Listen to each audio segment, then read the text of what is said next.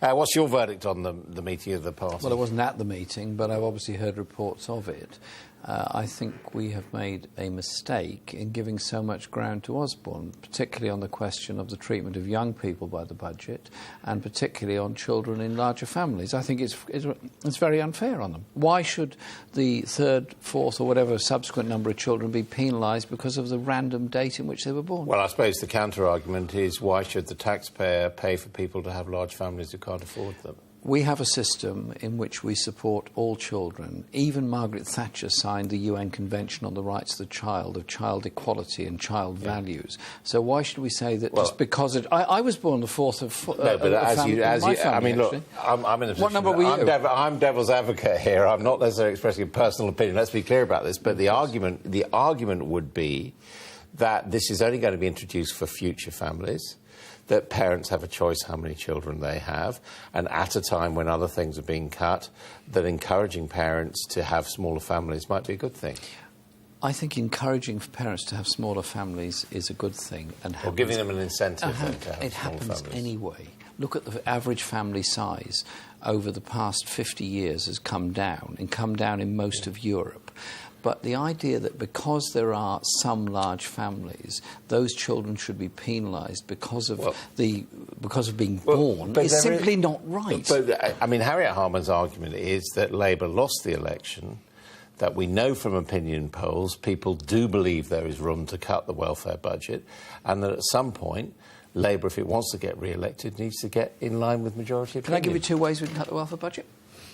Control private sector rents in London and the South East, you'd save billions on housing benefit, because that housing benefit capped levels goes largely towards paying the rent of people. Secondly, we have in-work benefits which subsidises low wages. Even employees of successful companies like Tesco are mostly... Well, you're agreeing with George Osborne now, because that's what he wants to do. Well, he's agreeing with me, actually. But I mean, you're in agreement, all right.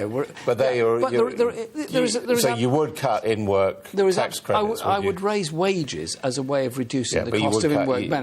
And you would cut in-work tax benefits. But the problem with his living wage suggestion is it doesn't actually make anybody particularly better off, because he's changed the threshold of benefits. Surely what we need is to actually recognise the minimum wage is too low. The living wage is barely a sustainable wage in which to live. Surely if we make sure people are paid more, then they do better, the economy does better, tax income goes up. Well, it's a kind of plus all around. That is the Tory argument, but I mean, who pays for all this in the meantime? In the meantime, we have to recognise that there are taxes. Yeah, of course, we have to recognise there are desperate levels of poverty within our society. Child poverty has increased in Britain in the past 5 years. Homelessness has increased, and overcrowding in houses has increased. So we need a different approach to welfare. I just want to ask you a few other questions about policy at the moment. Suggestion that a mechanism to which Britain does contribute, the European financial support mechanism, could be used to help Greece. Would you be for or against that if it meant the British taxpayer had an exposure?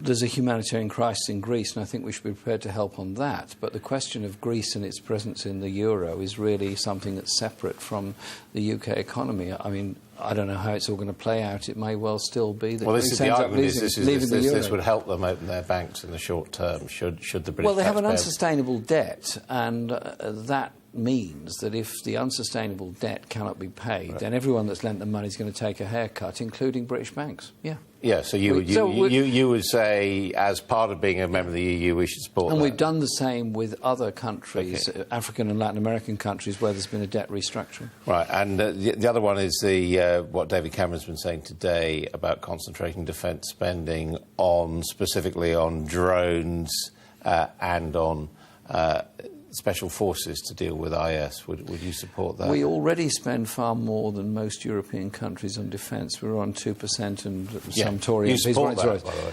No, I don't. I would rather we had a lower level of defence expenditure. We could start by not renewing Trident, although that isn't the biggest element of expenditure. That isn't the biggest element of expenditure. I think involvement in the war in Syria is very problematic and quite dangerous. Now, the suggestion we bomb is now being put on the back burner, apparently, until September. But using drones is the same thing, but it's less risky for the people that are doing the bombing. But what does it do on the ground? How many civilians is it going to kill?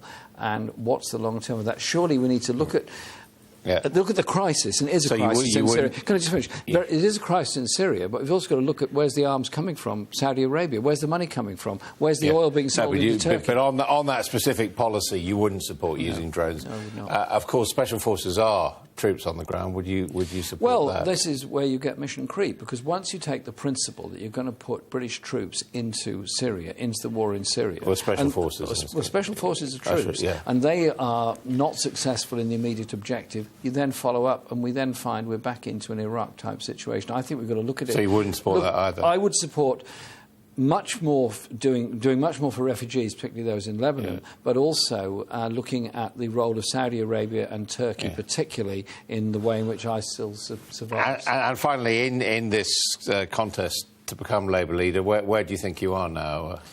It's a fascinating process, huge turnout at all the hustings, lots of good questions coming up. I think we're in a position where a lot of party members are saying we got it wrong on the economy in 2015. We were offering austerity light when the Tories were offering austerity heavy. We should be offering an economic strategy which is about rebalancing and improving the economy, reducing unemployment and underemployment. I mean, you're being put at second or possibly first at the moment. Is that where you feel like? I have no idea. I don't follow these things that closely. I just go from hustings to husting and meeting to meeting and answer lots of questions and take part in some fascinating debates. And it's brought the whole contest alive. We've got loads of people joining the party because they want to get rid of a Tory government and they want a Labour Party that really represents them. You don't think they're a bit of a minority, though, and everyone else is having a laugh at the Labour Party's expense? Well, there's 50,000 people joined the Labour Party in the last 2 months. That's quite a lot. 30 million voters.